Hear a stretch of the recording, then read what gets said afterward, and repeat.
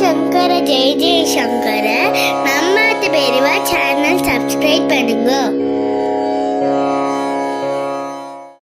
ஹர ஹர சங்கர ஜெய ஜெய சங்கர ஸ்ரீ மகா பெரியவா சரணம். நம்ம ஆத்து பெரியவா யூடியூப் சேனலில் நம்ம நிறைய விஷயங்கள் பார்த்துட்டு இருக்கோம். மகா பெரியவாளிடம் பக்தர்களுக்கு ஏற்பட்ட அனுபவம், ஆலய தரிசனம், மகான்களின் வாழ்க்கை வரலாறு, இந்த மாதிரி நிறைய விஷயங்கள் நம்ம தெரிஞ்சுக்கிறோம்.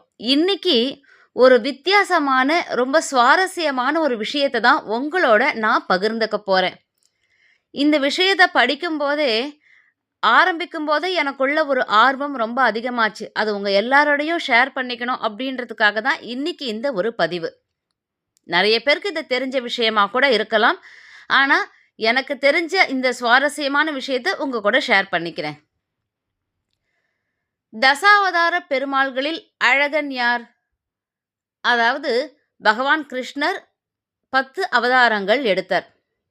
அதில் ரொம்ப அழகான அவதாரம் எது? இந்த கேள்வி எனக்கு வரல, ஆழ்வார்களில் ஒருவரான திருமழிசை ஆழ்வார்க்கு வந்திருக்கு. அப்படி என்ன சுவாரஸ்யமான விஷயம்னு பார்க்கலாமா? ஆழ்வார்களில் 4வதாக சொல்லப்படுபவர் திருமழிசை ஆழ்வார். இவருக்கு ஒரு நாள் ஒரு ஆசை வந்துடுத்து. பெருமாளோட அவதாரங்கள் 10 இருக்கு, இதில் எந்த அவதாரம் ரொம்ப அழகாக இருக்கும் அப்படின்னு யோசிச்சார். நம்மளா யோசிக்கிறத விட ஒரு போட்டி வச்சு பார்த்துடலாமேன்னு முடிவு பண்ணி பெருமாள் கிட்ட கோரிக்கையும் வச்சார். உங்களுடைய 10 அவதாரங்களில் எது ரொம்ப அழகான அவதாரம், யார் அழகன் அப்படின்றத நான் தெரிஞ்சுக்கணும், நீங்கள் உங்களோட 10 அவதாரங்களும் இந்த போட்டியில் கலந்துக்கணும் அப்படின்னு கோரிக்கை வச்சாராம். திருமழிசை ஆழ்வாருக்கு பெருமாள் மேலே தீராத பற்று, காதல். அதனால் திருமழிசை ஆழ்வாரோட கோரிக்கையை ஏற்று பெருமாளும் தன்னோட 10 அவதாரங்களோட போட்டியில் கலந்துட்டார். மத்ஸ்ய, கூர்ம, வராக, நரசிம்ம, வாமன, பரசுராம, ஸ்ரீராம, பலராம, கிருஷ்ண, கல்கி, இந்த 10 அவதாரங்களை வரவழைச்சார். முதல் சுற்றில் மத்ஸ்ய, கூர்ம, வராக அவதாரங்களை நிராகரிச்சிட்டார். ஏன்னா இந்த 3 அவதாரங்களும் மத்ஸ்ய அப்படின்னா மீன், கூர்ம அப்படின்னா ஆமை, வராகம் அப்படின்னா பன்றி, இந்த 3 அவதாரங்களும் மிருக வடிவில் இருக்கிறதுனால இந்த அழகு போட்டியில் அவர்கள் கலந்துக்க முடியாது அப்படின்னு சொல்லி திருமழிசை ஆழ்வார் நிராகரிச்சிட்டாராம். நரசிம்ம அவதாரம் அதுவும் மிருக வடிவம்தான். ஆனால் நரசிம்மருக்கு தலை சிங்கம் மாதிரி இருந்தாலும் உடல் மனித வடிவில் தான் இருக்குது. அதனால் அவரை நிராகரிக்கலை.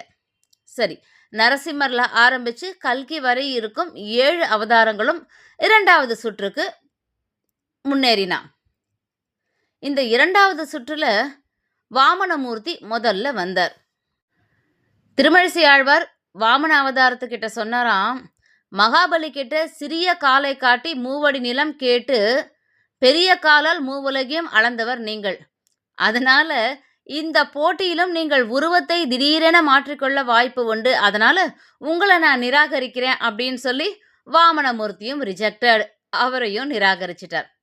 பரசுராமர் எப்போவுமே கையில் மழுவும் ரொம்ப கோபமான ஒரு முகத்துடனும் இருக்கிறதுனால அவரையும் நிராகரிச்சிட்டார் திருமழிசை ஆழ்வார்.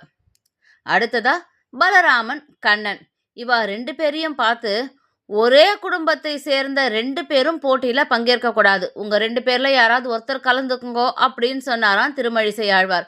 இந்த இடத்துல நம்ம கூர்ந்து கவனிக்க வேண்டியது, ஆழ்வாருக்கு பெருமாள் மீது இருந்த தீராத பற்றும் காதலும் எந்த அளவுக்கு பெருமாள் கிட்ட தன்னை ஒரு தோழனாக ஒரு எப்படி பேசுகிற அளவுக்கு அவருடைய பக்தி இருந்திருக்கு பாருங்கோ. திருமழிசை ஆழ்வார் இந்த மாதிரி சொன்ன உடனே பலராமன் என்ன பண்ணாராம், கிருஷ்ணருக்காக நான் போட்டியிலேருந்து விலகிக்கிறேன், என் தம்பி போட்டியில் கலந்துக்கிட்டோம், நான் விலகிக்கிறேன்னு பலராமர் போட்டியில் விலகிட்டார். அடுத்ததாக கல்கி பகவான் இன்னும் அவதாரமே எடுக்கலை, நீங்கள் அவதாரம் எடுத்ததுக்கப்புறம் இந்த போட்டியில் கலந்துக்குங்கோ அப்படின்னு சொல்லி கல்கி அவதாரமும் நிராகரிச்சாச்சு. அப்போது இந்த போட்டியில் கடைசியாக இப்போ இருக்கிறது யாரு? நரசிம்மன், ராமன், கண்ணன், இவா 3 பேர் தான் இறுதி சுற்றுக்கு போனா. ஃபைனல் வந்துடுதா? இந்த மூவரையுமே பரீட்சை பண்ணி பார்த்த திருமழிசை ஆழ்வார் ஒரு முடிவுக்கு வந்தாராம். தீர்ப்பு சொல்கிற நேரம் வந்துடுத்து. பெருமாளோட அவதாரங்கள்ல அழகு யாருன்னு திருமழிசை ஆழ்வார் தீர்ப்பு சொல்ல போறார். எப்படின்னா, நரசிம்மர் தான் அழகு. ஆச்சரியமா இருக்குல்ல? ஏன்னா அதற்கான காரணத்தையும் அவர் சொல்றார். ராமன் அனைத்து நற்பண்புகளும் நிறைந்த பரிபூர்ணமான மனிதனாக வாழ்ந்து காட்டினான் அப்படின்றதுல சந்தேகம் கிடையாது. ஆனால் மனிதனாகவே வாழ்ந்ததுனால யாரோ ஒரு வண்ணானோட பேச்சுக்காக தன் தேவியை துறந்தார், சீதா தேவியை துறந்தார். அதனால ஆழ்வாரால் ராமர் நிராகரிக்கப்பட்டார். சரி, கண்ணனுக்கு என்னாச்சு? கண்ணன் கோபிகைகளை எல்லாம் மயக்கிய அழகன் அப்படின்றதுல சந்தேகமே கிடையாது. இப்பவும் கிருஷ்ணரோட அழகை பார்த்தா நம்ம மயங்கி தான் போவோம். ஆனால் அத்தனை கோபிகைகளையும் விரக வேதனையில் தவிக்க விட்டு சென்று விட்டார் கண்ணன். அதனால கண்ணனும் நிராகரிக்கப்பட்டார். ஆனா ஆபத்தில் யார் நமக்கு உதவி செய்கிறார்களோ அவர்கள்தான் மிகவும் அழகாக நம் கண்ணுக்கு தெரிவார்கள்.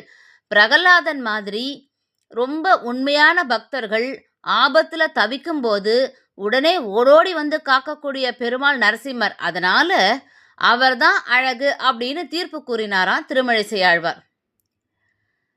ராமரா இருந்தாலும் கிருஷ்ணரா இருந்தாலும் ராகவ யாதவ சிம்ஹம் அப்படின்ற பேர் இருந்தாலும் செயலால் நரசிம்மர் தான் வென்றார், ஜெயிச்சார். பெருமாள் திருமேனியில் இருக்கும் அனைத்து அங்கங்களும் அழகா இருந்தாலும் நம்ம அவருடைய திருவடிகளை தானே கொண்டாடுறோம். நமக்கு கஷ்டம்னு வரும்போது பகவானுடைய திருவடிகளை தானே கெட்டியா பிடிச்சுட்டு சரணாகதி அடைகிறோம். துயரறு சுடரடியான அந்த திருவடிகள், அதாவது நம் துன்பங்களை தீர்க்கக்கூடிய அந்த திருவடிகள் தான் ஆபத்திலிருந்து நம்ம காப்பாத்துறது. எனவே அதுதான் அழகு. அந்த மாதிரி ஆபத்துல ஓடோடி வந்து காப்பவரான நரசிம்மர் தான் அவதாரங்களுள் அழகானவர் அப்படின்னு ஒரு தீர்ப்பு கொடுத்தார் திருமழிசை ஆழ்வார். அது மட்டும் இல்ல, இந்த கருத்தை திருமழிசை ஆழ்வார் தான் இயற்றிய நான்முகன் திருவந்தாதி அப்படின்ற நூல்ல 22வது பாசுரத்துல சொல்லவும் அருளை செய்திருக்கார். அதாவது, அழகியான் தானே அறிவுருவன் தானே பழகியான் தாளே பணிமின் குழவியாய் தான் ஏழுலகுக்கும் தன்மைக்கும் தன்மையனே மீனாய் உயிரளிக்கும் வித்து. இந்த பாசுரத்துல ஹரி எனப்படும் சிங்க வடிவில் வந்த நரசிம்மர் தான் அழகானவர் அப்படின்னு திருமழிசை ஆழ்வார் குறிப்பிடுறார். அதனால தான் நம்ம அழகிய ராமன், அழகிய கண்ணன் அப்படின்ற பேரை கேள்விப்பட்டிருக்கோமோ? கிடையாது. ஆனா நரசிம்மர் மட்டும் அழகிய சிங்கர் அப்படின்னு அன்போட கூப்பிடுறோம். அப்போ திருமழிசை ஆழ்வார் எதனால அப்படி சொல்லியிருக்கார், தீர்ப்பு சொல்லியிருக்காருன்னு இப்ப புரிஞ்சுதா?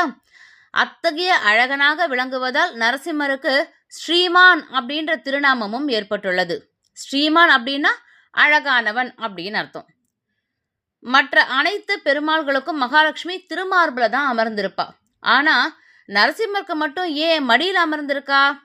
ஏன்னா ஸ்ரீமானான நரசிம்மரின் அழகிய முகத்தை கண்டு கழிக்கணும் அப்படின்னா திருமார்பில் இருந்தபடி பார்க்க முடியாது, மடியில் அமர்ந்தால்தானே பார்க்க முடியும்.